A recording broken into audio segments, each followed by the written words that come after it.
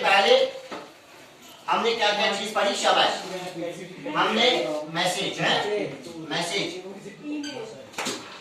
Email. जैसे मैंने आपको मैसेज में बता दिया, it is a mode of communication, mode of communication. इसके दो टाइप्स होते हैं, या तो हम फॉर्मल वे में लिख सकते हैं, फॉर्मल वे, या तो हम इनफॉर्मल वे में हम मैसेज को लिख लेते हैं।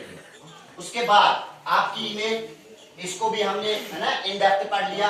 यहाँ पे भी मेल जो होती है वो फॉर्मल वे में भी होती है और इनफॉर्मल वे में भी होती है। तो इस चीज को हमने अच्छे से पढ़ा है कि कैसे फॉर्मल वे में हम कौन कौन से चीज यूज करते हैं, कौन कौन सा फॉर्मेट हम वहां पे यूज करते हैं, डेट कहाँ पे लिखेंगे, है ना, उसके बाद टाइम कहाँ पे लिखेंगे, आपका बॉडी कंटेंट कैसा होना चाहिए, ये सारे के सारे चीजों को हमने अच्छे से एक्सप्लेन करके रखा है। तो moving towards the third topic, that is your notice writing. As I have already told you, notice writing is also a mode of communication, mode of communication.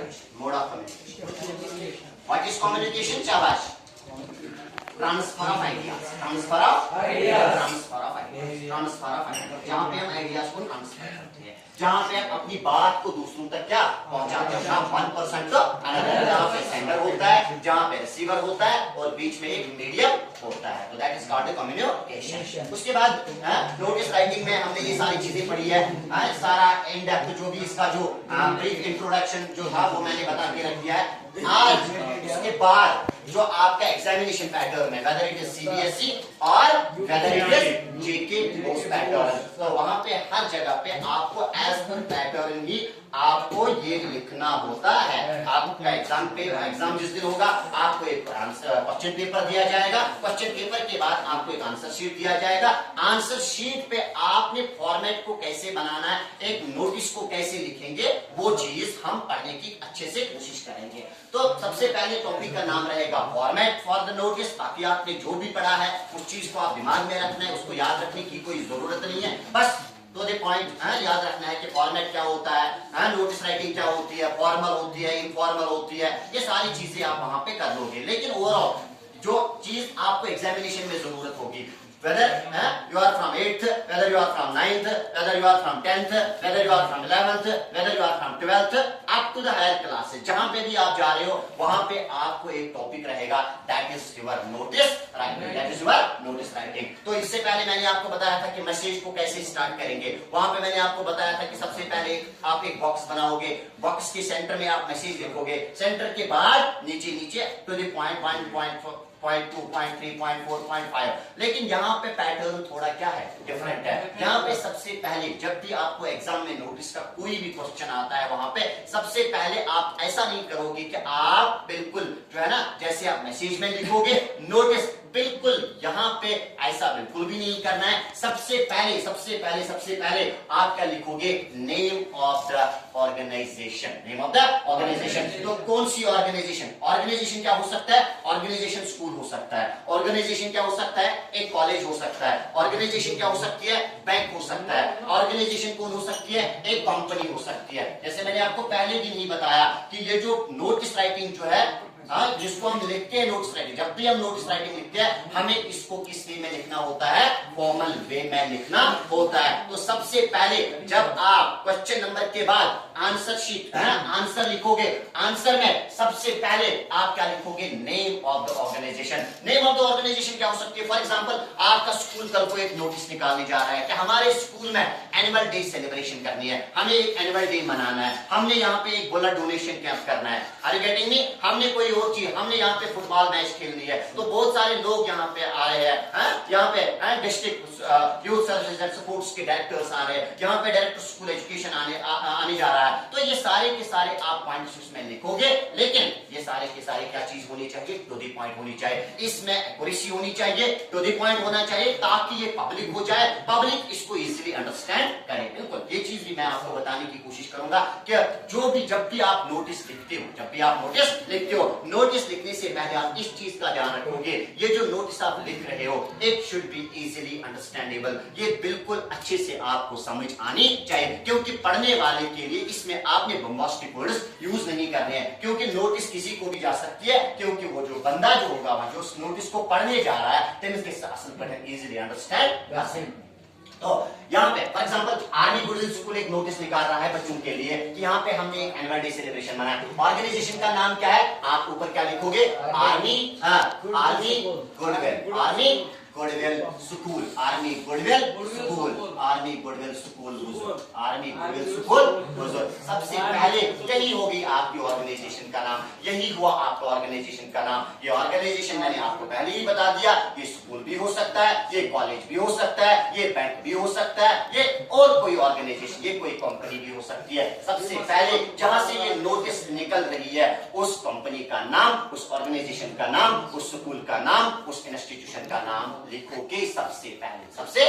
तो कहां पे लिखोगे, वो भी आपका जो आंसर शीट रहेगा in the centre of the answer sheet के बिल्कुल सेंटर में आप क्या लिखोगे, name of the organisation. It is the first point of your notice writing. जब आपने ये चीज लिखी, अब यहाँ पे एक और क्वेश्चन बनता है कि सर क्या हम इसको capital, whether to write in the capital letters, whether to write in the small letters, it depends upon the font of the computer. आप कैसे लिखोगे, लेकिन एग्जाम में आप ज्यादातर कोशिश करोगे, आप इसमें तो बहुत ऑप्शंस आपको अवेलेबल है, चाहे सीबीएस की बात करें चाहे जेके बोर्ड की बात करें, वो दोनों पैटर्न उसको एक्सेप्ट कर रहे हैं वहां पे, लेकिन ज्यादातर इसको थोड़ा डेकोरेटिव बनाने के लिए आप इसको बोल्ड लेटर्स में लिखोगे। बोल्ड लेटर्स के साथ आप क्या करोगे, इसमें इसको कैपिटल लेटर्स और कैपिटल लेटर्स को थोड़ा बोल्ड करोगे। इसमें जो थोड़ा आपका जो पेन जो होता है उसको थोड़ा आप ऊपर से फिर से इसका जो थोड़े बहुत उसकी जो कलरिंग है वो आप वहां पे, लेकिन कलरिंग उतनी भी नहीं करनी है कि आपका आंसर शीट जो है वो पूरा खराब हो जाए।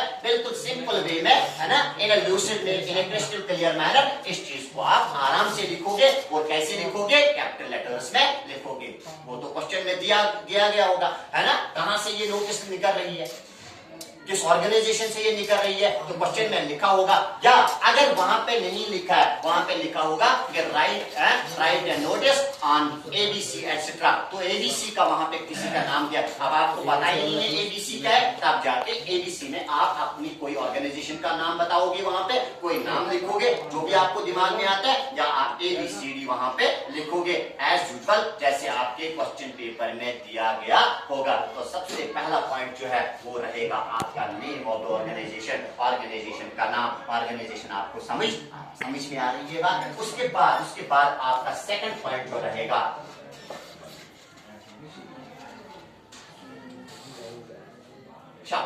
उसके बाद आपका टाइटल पार्ट 2।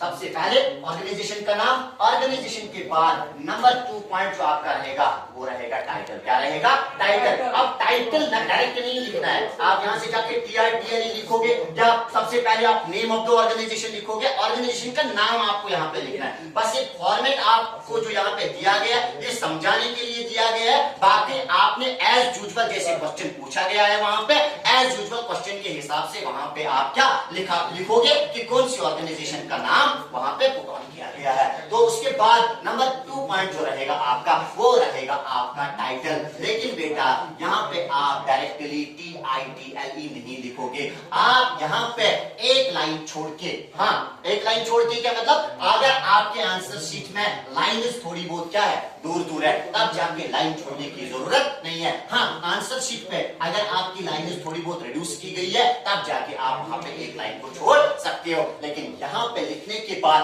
बिल्कुल यहाँ पे सेंटर बिल्कुल यहाँ पे लिखोगे आप NOTIC। ये भी आपका ऑप्शनल है, इसको आप whether to write it in the capital letters or whether to write it in the small letters, लेकिन फर्स्ट लेटर जो होगा आपका वो कैपिटल में ही होगा। लेकिन अगर आप पूरा इसको पूरा का पूरा नोटिस NOTIC पूरा NB capital, OB capital, TB capital, IB capital, CB capital और EB कैपिटल, इसमें कोई परेशानी नहीं है। समझ में आ रही है बात मैं क्या बोल रहा हूँ। उसके बाद आपका थर्ड पॉइंट जो रहेगा ये तो उतना टिपिकल भी नहीं है, मुश्किल भी नहीं है, बस आर्मी गुडविल स्कूल ऑर्गेनाइजेशन का नाम, उसके बाद आप क्या लिखोगे, नोटिस। इसके बाद क्या लिखोगे, नोटिस। अब सीबीएसई या जेके बोर्ड वो दोनों कैटेगरी में उसको ले लेता है, एक्सेप्ट कर लेता है। उसके बाद आपका डेट आप क्या करोगे, जैसे आपने मैसेज राइटिंग में डेट लिखा है, जैसे आपने ईमेल राइटिंग में डेट लिखा है, इन द एक्सपेंडेड फॉर्म, यहाँ पे भी ऑप्शन है आपको नोटिस के बाद इस तरह, ये कौन सा साइड हो गया,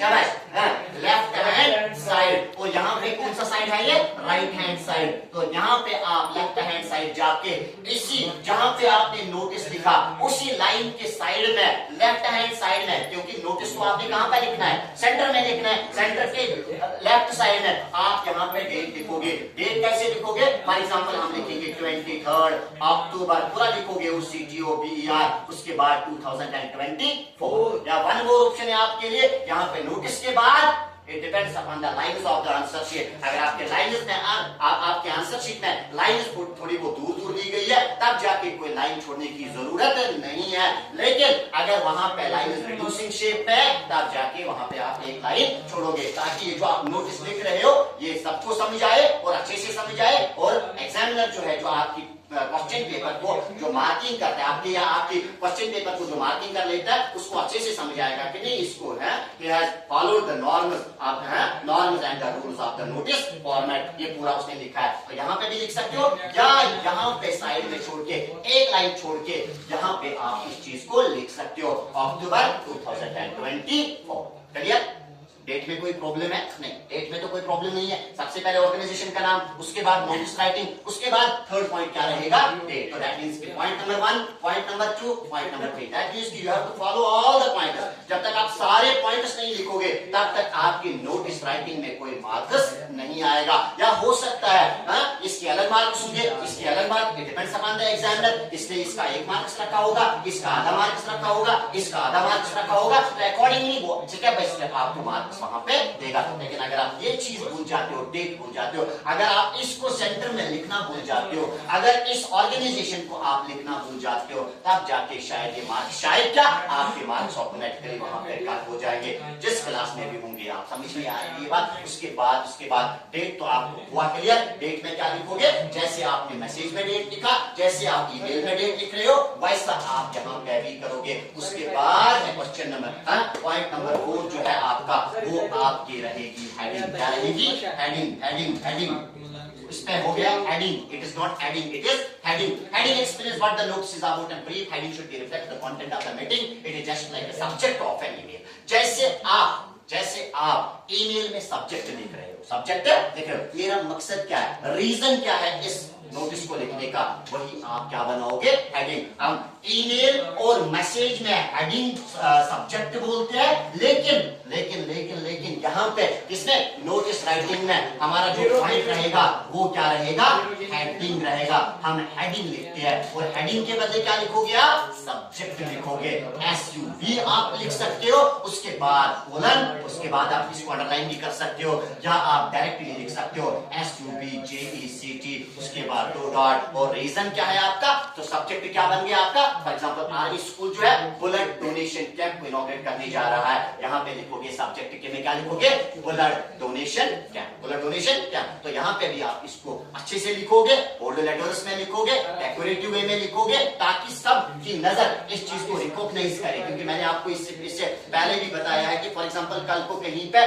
ब्लड डोनेशन कैंप होने जा रहा है, कहीं पे आई कैंप होने जा रहा है, कहीं पे ऑप्थेल्मिक एटसेट्रा, कहीं पे डर्मेटोलॉजी का कैंप जो है ना, वहां पे डिफरेंट डर्मेटोलॉजिस्ट आ रहे हैं। तो अकॉर्डिंगली जिसको जो काम होगा, एजुकेशन का काम होगा तो एजुकेशन वाले वहां पे जाएंगे, किसी को आंखों में प्रॉब्लम होगी तो वहां पे है, और ऑप्थेल्मिक कैंप जो वहां पे लग रहा है तो वहां पे कौन जाएंगे चेकअप करने के लिए, जिनको आई प्रॉब्लम होगी। तो यहाँ पे तो कोई और लोग नहीं जाएंगे, ताकि स्पेसिफिक बन जाए। इस सब्जेक्ट से ही जब इस नोटिस को आप पढ़ोगे, यहाँ पे भी आपको पता चले कि ये नोटिस जो है किस टाइप की है, किन लोगों के लिए है, किन लोगों को वहां पे जाना है। तो आपको खून का क्या नहीं देना है, आप ब्लड डोनेशन कैंप में नहीं जा रहे हो, तो ऑटोमेटिकली आप इस नोटिस को क्या करोगे, अवॉइड करोगे। लेकिन अगर आपका टाइटल आपसे शूट कर रहा है, आपसे शूट मतलब अगर आपके साथ, अगर आपको इसके साथ आपका वाबस्ता है, अगर आप इसके साथ कनेक्टेड हो, फॉर एग्जांपल स्कूल में एनुअल डे सेलिब्रेशन मनाना है, तो दैट मींस कि आप इसके साथ अटैच्ड हो, आपको जरूरी वहां पे क्या